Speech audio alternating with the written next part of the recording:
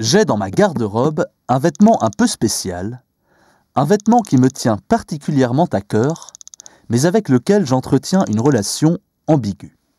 C'est un polo Lacoste blanc, griffé du célèbre crocodile. Un polo Lacoste. Ce n'est pas moi qui l'ai acheté, mais mon père. C'était en 1965.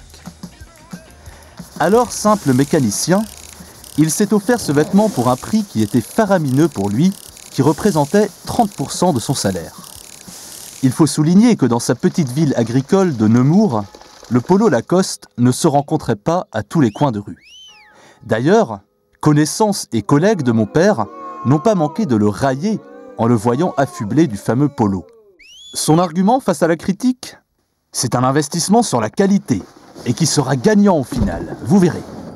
Et c'est vrai qu'il n'a pas été démenti, puisque 44 ans plus tard, le polo a gardé toute sa superbe. Moi, j'y vois surtout le symbole évident d'une volonté d'ascension sociale chez mon père. C'est que porter une chemise Lacoste, ça vous transforme un homme. Ça vous donne le sentiment d'appartenir à ceux qui naissent du bon côté, à ceux que l'on envie quand on regarde Roland-Garros à la télévision, parce qu'ils sont, eux, aux places de choix sur les gradins. Tout a commencé là. En 1927, le capitaine de l'équipe de France de Coupe Davis promet au champion René Lacoste une valise en crocodile si celui-ci gagne un match important. Lacoste perd, mais il gagne un surnom, le crocodile. Ça lui va bien, il a la réputation de ne jamais lâcher sa proie. Le champion s'empresse de faire broder l'animal sur son blazer et de l'arborer fièrement sur les courts de tennis. Et quand sonne l'heure de la reconversion, en 1933, René Lacoste mise évidemment sur son crocodile pour lancer une toute nouvelle chemise en maille légère et aérée.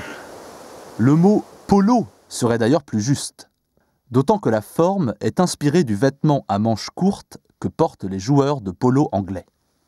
L'idée du crocodile sur la chemise ne passe pas inaperçue. Ce n'est ni plus ni moins que l'invention d'un nouveau support publicitaire, l'homme. Le succès est au rendez-vous. Le Lacoste s'exporte dans le monde entier et passe à la couleur.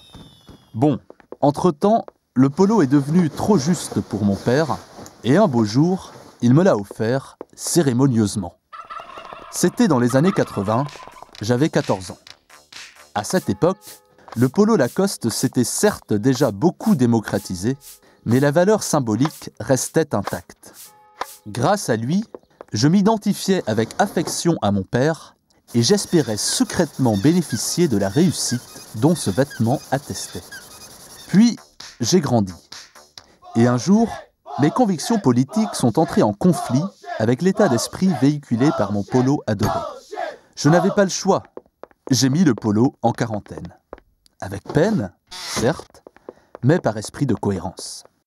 Il m'a fallu attendre les années 90 que la banlieue s'entiche de la marque Lacoste et tente de s'approprier le crocodile pour que j'ose à nouveau revêtir ce monument familial.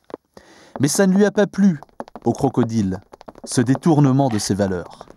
Il a séché ses larmes et résiste désormais de tous ses crocs, imperturbable, le regard inexorablement tourné vers la droite.